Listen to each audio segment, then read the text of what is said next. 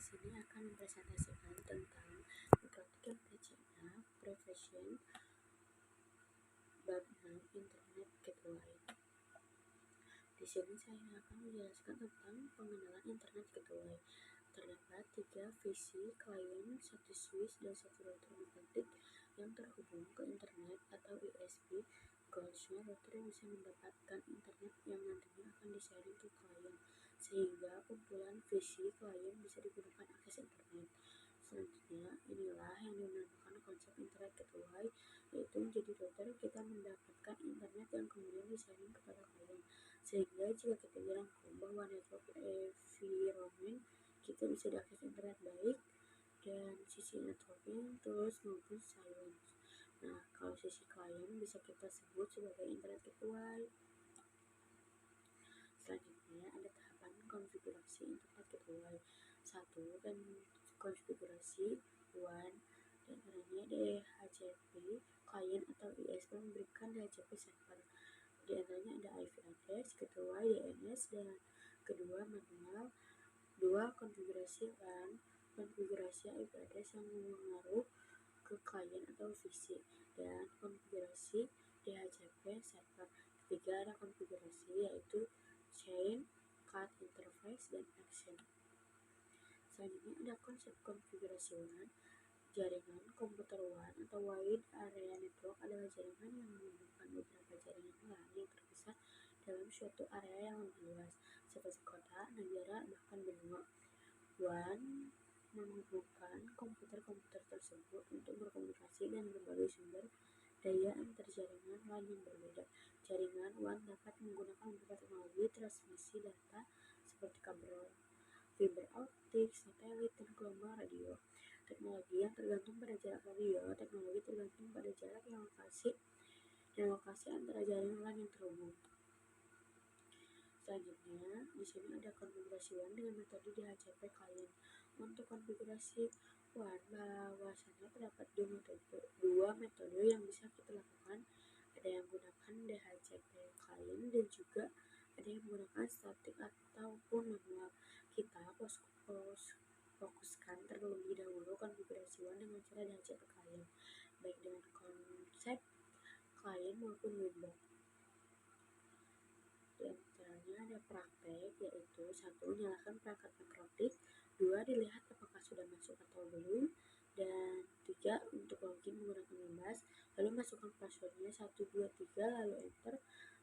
Terakhir ada melainkan terminalnya lalu enter.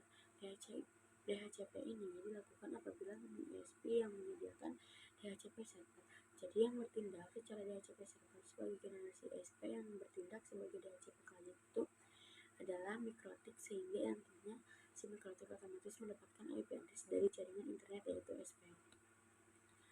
Selanjutnya ada konfigurasi WAN dengan metode DHCP klien. Kembali lagi ke menu Management. 1. Ketik IP DHCP, lalu klien print, lalu enter. Nantinya akan muncul IP address dan nantinya kita bisa mengkoneksikan dengan Windows.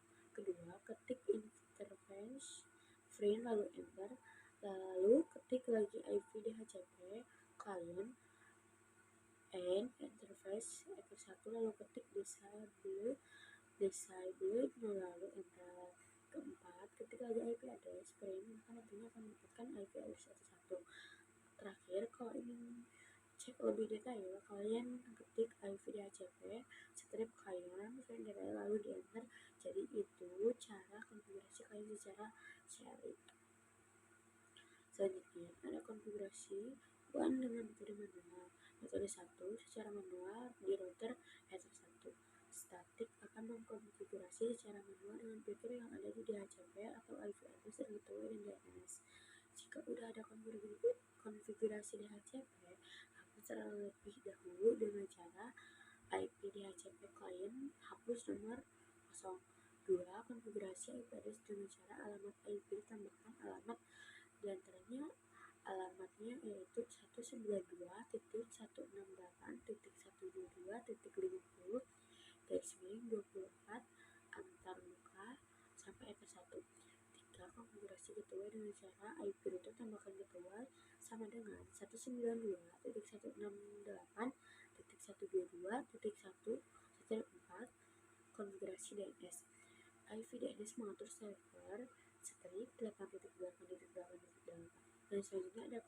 keberhasilan. Di HCP, server mengkritik Winbox. Buka Winbox login seperti biasa. Konfigurasi IP address pada interface Ether2, lalu buka IP di HCP dan seterusnya.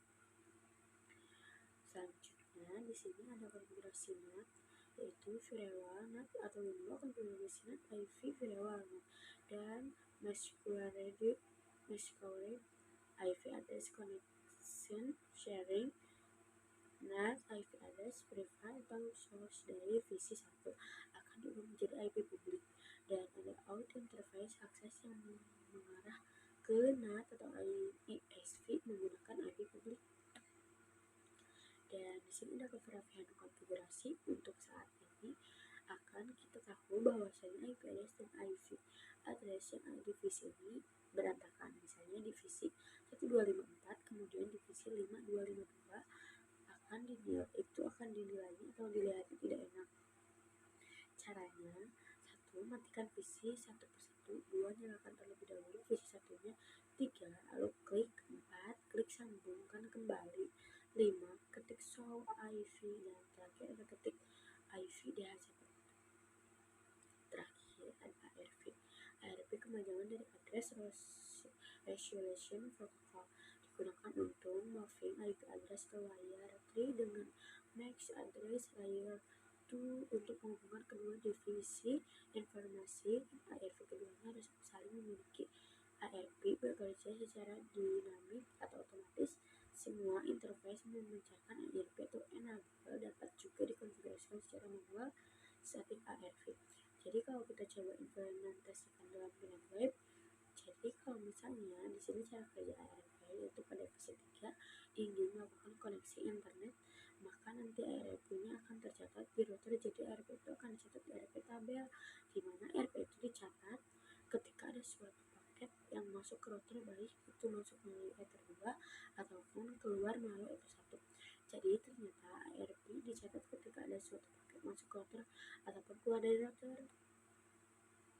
Sekian dari presentasi saya.